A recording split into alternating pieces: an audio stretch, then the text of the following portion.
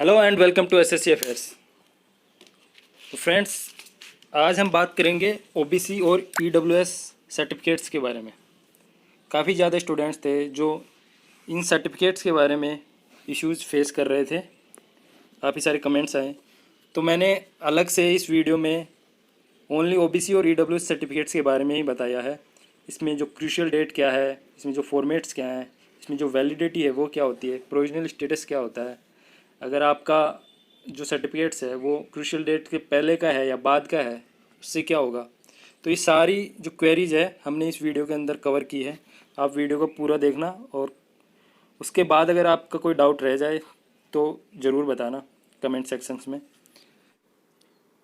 हाँ, तो अब मैं आपको ले चलता हूँ एसएससी CHSL 2018 के नोटिफिकेशन के, जहाँ पे पॉइंट नंबर 7 है process of certification and format of certificates. तो यहाँ पे आप देख सकते हैं इन्होंने मेंशन किया हो, यहाँ पे लाइन नंबर मैं ड्रॉ कर देता हूँ, ये यहाँ पे the formats of the certificates are annexed with notice of this examination.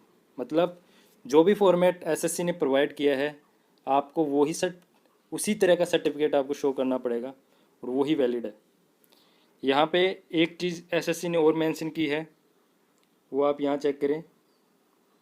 On the basis of reservation, OBC must ensure that he purchase the caste community certificate does not fall in creamy layer। तो अगर आप creamy layer में हैं तो आपके लिए कोई benefit नहीं होगा। अगर आप नॉन क्रीमी लेयर में हैं तभी आपको ये ओबीसी के जो बेनिफिट्स हैं वो मिलेंगे। तो यहाँ पे एक क्रूशियल डेट दे रखी है 5 अप्रैल 2019। तो क्रूशियल डेट के बारे में समझेंगे। क्रूशियल डेट वो डेट है जब आपका एप्लीकेशन फॉर्म क्लोज होंगे। आप एप्लीकेशन फॉर्म भरते हो, उसकी लास्ट डेट आती है, तो वो डेट क्रूशियल डेट कहलाती है। उससे पहले का अगर आपके पास सर्टिफिकेट है तो वो वैलिड होगा। वो कितने साल का पुराना होना चाहिए, कितने का नहीं होना चाहिए, वो हम आगे बात करेंगे। तो अब मैं आपको ओबीसी सर्टिफिकेट का फॉर्मेट दिखा देता हूँ। ये फॉर्मेट आप नोटिफिकेशन के अंदर नीचे आपको मिल जाएगा। यहाँ पे आप देख सकते हो, इसमें जो ध्यान देने वाली बात है वो है DOPT सीरियल नंबर। तो जब भी आपके पास ओबीसी का सर्टिफिकेट हो तो आप ये नंबर ज़रूर मैच कर लेना।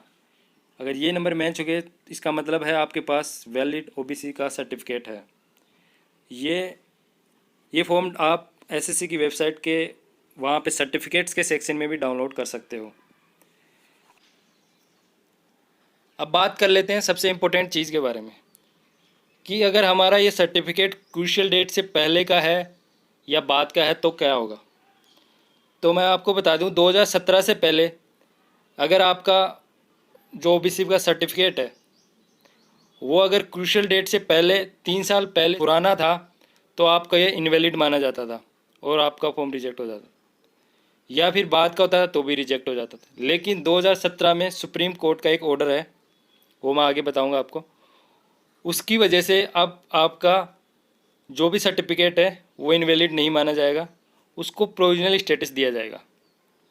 प्रोविजनल स्टेटस यानी कि आप जहाँ भी आपकी ज्वाइनिंग होगी, जहाँ आपकी पोस्टिंग होगी, वो डिपार्टमेंट आपका वेरीफाई करेगा सर्टिफिकेट को। मे भी रिक्वायर पड़े तो वो नया सर्टिफिकेट भी बनाना पड़ सकता है, लेकिन आपको इस चीज़ की टेंशन लेने की ज़रूरत नहीं है कि आपको वहाँ से डिबार कर दिया जाएगा। ऐसा कुछ नहीं होने वाला, आपको सिर्फ प्रोविजनल स्टेटस मिलेगा। तो इस चीज़ का ध्यान रखना। तो ये चीज़ आप अच्छे से समझ गए होंगे। अब मैं आपको सुप्रीम कोर्ट का वो ऑर्डर भी दिखा देता हूँ। तो ये है वो सुप्रीम कोर्ट का नोटिस जो कि 2017 में उन्होंने दिया था।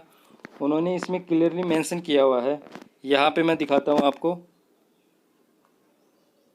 यहाँ पे इन्होंने देखा है कि कट ऑफ डेट से 3 साल पहले का, यानी कि क्रूशियल डेट से 3 साल पहले और कट ऑफ डेट के 180 डेज के बाद तक अगर आपका सर्टिफिकेट है तो उसको वो इनवैलिड नहीं मान के वो प्रोविजनल की कैटेगरी में डाल देंगे, ताकि जब आप ज्वाइन करें अपने डिपार्टमेंट में जाएं तो वहाँ उसको वेरीफाई करवा सकें, या जैसा वो अथॉरिटी चाहे नया मंगवा सकें।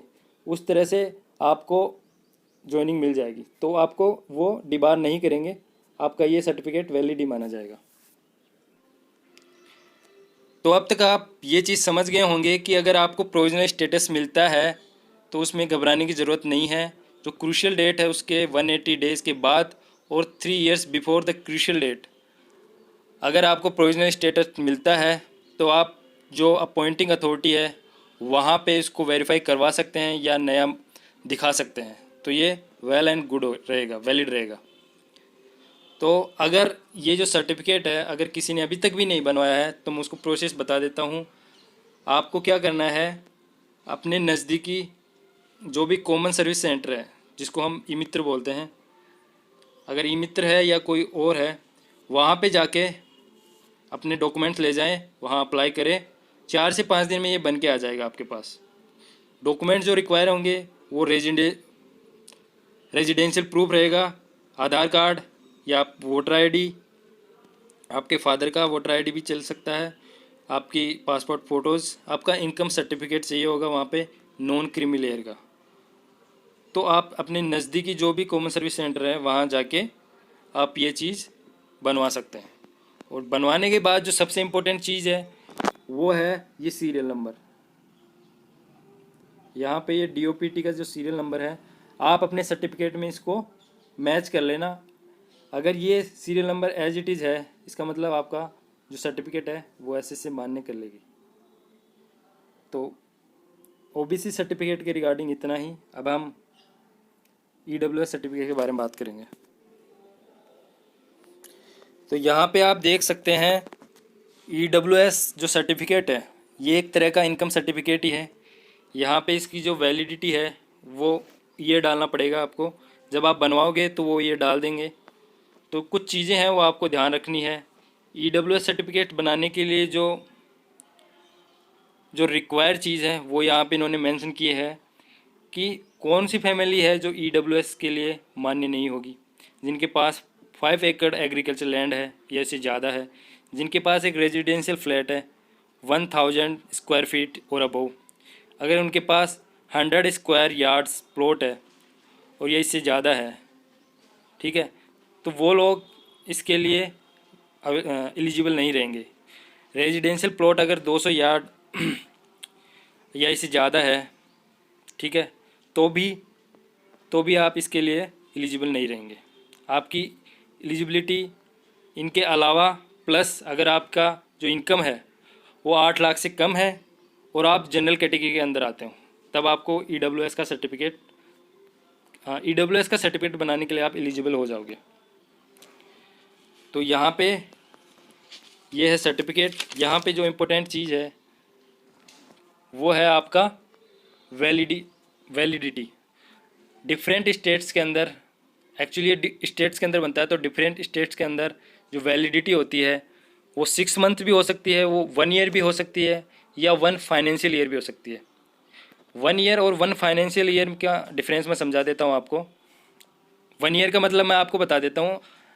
अगर आपने सर्टिफिकेट आज किसी डेट को बनवाया है तो पूरा 1 साल के लिए वैलिड रहेगा।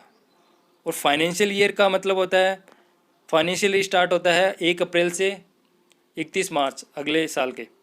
तो इस दौरान अगर आपने बनाया है तो वो उसी फाइनेंशियल ईयर में वैलिड रहेगा। तो थ्री टाइप्स ऑफ जो है EWS के सर्टिफिकेट बनते हैं।